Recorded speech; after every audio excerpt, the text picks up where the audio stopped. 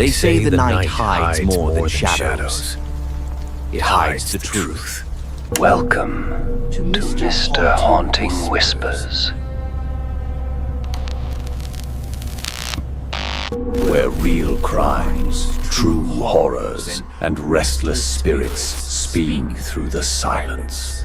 Listen closely, because sometimes the whispers are real.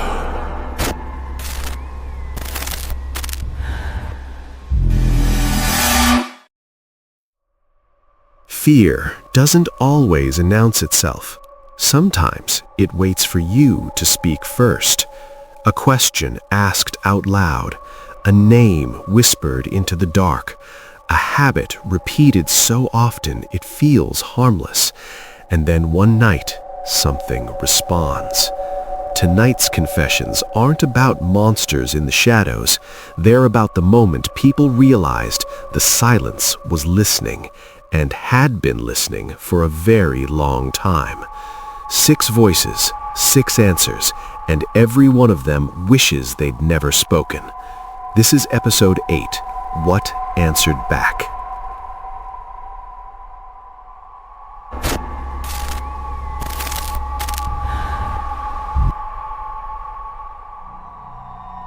My grandmother used to say that time was polite, that it moved forward whether you were ready or not, but it never rushed you. It waited its turn, gave you space to catch up. I believed that for most of my life, until I inherited her house. My name is Jonah Whitaker. I'm 42 years old, recently divorced, and until last year, I didn't believe objects could listen. The house sits at the edge of a dying town, the kind of place where stores close faster than they opened and nobody asks why. My grandmother lived there alone for decades. When she passed, there was no ceremony, no funeral, just a call from a lawyer and a set of keys mailed in a padded envelope. I hadn't been inside the house since I was a teenager. It smelled exactly the same. Dust, old paper, something faintly metallic beneath it all, like pennies left too long in a jar. Every room felt preserved, not abandoned. Furniture untouched. Curtains still drawn halfway, as if she planned to finish something later. That should have been my first warning. The clock was in the hallway, a tall wooden grandfather clock wedged between the linen closet and the coat rack. Dark oak, scratched at the base where something heavy had been dragged past it years ago. The hands were frozen at 3:11. I noticed it immediately because the silence around it felt wrong, not quiet, paused. I checked the batteries, replaced the mechanism, even had a repairman come out 2 days later. He frowned at it, wound it carefully, listened. "It's fine," he said. "Should work now." It didn't. The clock stayed at 3:11. Every other clock in the house worked perfectly. At first, it was just an irritation, something on my mental list of things to fix. I'd pass it dozens of times a day, unconsciously checking it like people always do, and every time, there it was. 3:11. Morning, afternoon, night, unmoving. I started dreaming about it. Not nightmares, just the sound of ticking, slow and patient, echoing down the hallway. In the dreams, I never saw the clock. I only felt it watching me, waiting. One night, after a long day of unpacking boxes that still smelled like my grandmother's perfume, I stood in front of it longer than usual. I don't know why. Maybe I was lonely. Maybe grief needed somewhere to land. I whispered without thinking, "Why are you stuck?" The second hand twitched, just once. I staggered back like I'd been slapped. The house was silent. No ticking, no creaking, no wind outside. I leaned in closer, heart pounding. "Hello?" The clock didn't answer. But the next morning, it was ticking, slowly, deliberately, backward. The second hand moved counterclockwise, dragging time with it in careful, measured steps. I watched, frozen, as the minute hand followed. I should have left, called someone, done anything other than stand there letting my skin prickle with something between awe and terror. But I didn't, because as the clock moved, something else happened. Memories began slipping. At first, it was small things. I couldn't remember the name of the neighbor I'd met the day before, then the title of a book I'd just finished reading, then my grandmother's middle name. Each backward tick felt like a soft tug behind my eyes, not painful, just subtractive, like something being gently removed. I told myself it was stress, sleep deprivation, grief playing tricks on my brain, but deep down I knew better. Have you ever felt a memory leave you? Not fade, go. That night I tried to stop it. I stood in front of the clock and said, louder this time, "Stop." The ticking continued. "Please." The clock slowed, just a fraction. That's when I understood. It wasn't broken, it was listening. "Why are you doing this?" I asked.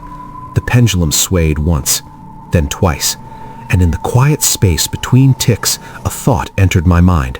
Not in my voice, not exactly. "You asked me to move." My mouth went dry. "I didn't mean backward." Another pause. "You didn't specify." I spent the next 3 days trying to avoid the hallway. I took long routes through the house, kept lights on, played music loudly like sound could drown out what time was doing behind my back. But it followed me. I'd forget why I entered a room, lose entire conversations mid-sentence, stare at photos and feel nothing. On the 4th night, I found myself standing in front of the clock again, barefoot, exhausted, shaking. It read 12:02. I couldn't remember how old I was. "I need you to stop," I whispered. "You're taking too much." The ticking paused. For the first time since it started, the clock was still. Then, "You said you were tired." The words didn't echo, they didn't sound, they settled. "You're mistaking me for someone else," I said. Another pause. "No, I remember you clearly." The clock resumed ticking, backwards. When it reached 12 o'clock, the house went silent. No electricity, no hum, no wind.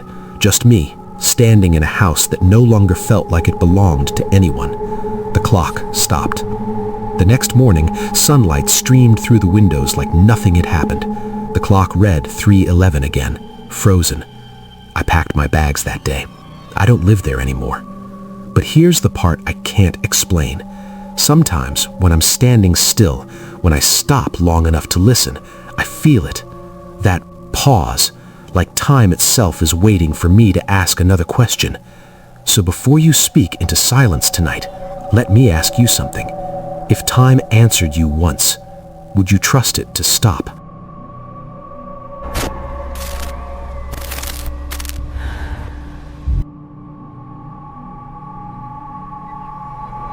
I want to start by asking you something, and I want you to really think about it before you answer. How do you know you still exist? Not legally, not on paper. I mean, actually exist. Because last winter, I learned the difference. My name is Elias Monroe. At least, it was. I worked as a surveyor for a private infrastructure firm, the kind of job where you're sent to places nobody visits anymore, measuring land for projects that never quite happen, roads that stall, housing developments that get quietly abandoned. That's how I ended up in Hollow Ridge. It wasn't on most maps, just a faint name on an outdated county grid and a dirt road that looked like it had been erased and redrawn too many times. There were 3 of us on the team, me, Karen Doyle, and a quiet guy named Marcus Reed. We were supposed to be there for 4 days. Mark property lines, photograph the terrain, leave. The first thing I noticed was how the land felt. Soft. Not the soil, the place, like it hadn't fully decided what it was yet. No birds, no insects, not even wind. Our phones lost signal 2 miles in, and the GPS began lagging, then freezing, then rerouting us in lazy circles. Marcus joked that the land didn't want to be measured. None of us laughed. We set up camp near what used to be a road junction. There were old signs half buried in dirt, names scratched away, letters missing, arrows pointing nowhere. That night, I woke up to the sound of shoveling. Slow, methodical. I stepped outside my tent, flashlight in hand. Marcus was standing 20 feet away, holding a shovel, digging a long, shallow trench in the dirt. "What are you doing?" I asked. He looked at me like I'd interrupted him mid-sentence. "They told me where to dig," he said. "Who's they?" He blinked, confused. "I don't remember." By morning, the trench was gone, smoothed over, no sign of disturbance. Karen insisted we finish quickly and leave.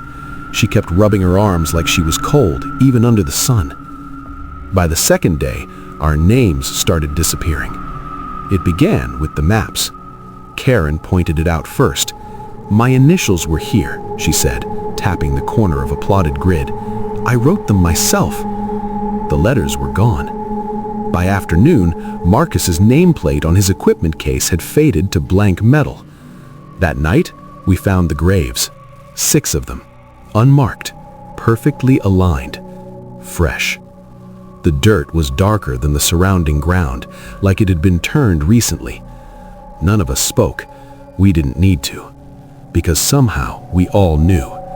"These are for us," Karen whispered. Marcus nodded. "They're getting ahead," he said. We tried to leave at first light. The road was gone. Not blocked, not collapsed. Gone. Just open land where it had been the day before. That's when the earth began to remember us. It whispered our names. Not aloud, but through pressure, through vibration, through the soles of our feet. Each time it spoke, something was taken. Karen forgot her husband's face. Marcus forgot his birthday. I forgot my last name. On the third night, the graves were deeper. 3 of them filled. I don't know how we knew who belonged where, but we did. Karen stood beside one of them, crying silently. "I don't feel like I'm inside myself anymore," she said. "Like I'm already below." That night, Marcus walked into the dark with a shovel and didn't come back. In the morning, his grave was finished. Karen and I lasted one more day.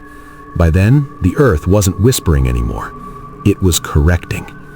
Every time I said my name out loud, the ground trembled slightly, like it was disagreeing. Karen stopped saying hers altogether. On the 5th night, she lay down in her grave. "I think this is what it wants," she said calmly, "for us to stop insisting." I begged her to come with me. She smiled, but I don't think she remembered why smiling mattered. The earth covered her gently. I don't know how I escaped. I don't remember walking. I don't remember the road returning. I only know that I woke up in a hospital 3 towns over with dehydration and no ID. They asked me my name. I hesitated, because somewhere beneath Hollow Ridge, something is still using it. So I told them the first one that came to mind. But late at night, when the ground settles and the world gets quiet, I feel it beneath my feet, adjusting, making room. Tell me something before you move on to the next story. If the earth decided you no longer belonged on its surface, would you know when to stop resisting?